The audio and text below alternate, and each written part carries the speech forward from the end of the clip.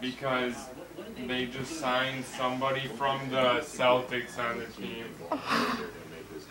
One person put it to me, it's complicated right now. That's why nothing is imminent on that front from their perspective, because they don't have the assets that Orlando is looking for, and also they might not have the capability of taking on the additional salary that Orlando wants to unload. Remember, they don't want to just get rid of Gordon Howard for nothing. They also want to assist their payroll by Whoa!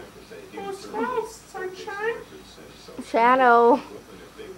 Good morning, Sunshine. Never says hello. It sounds more logical for Dwight to go to the Lakers. They could get Good morning, Sunshine. and Andrew Bynum Never also. says hello.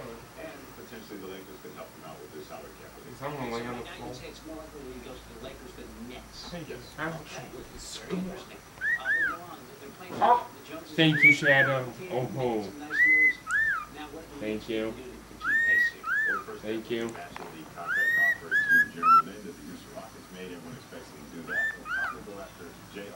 Achoo!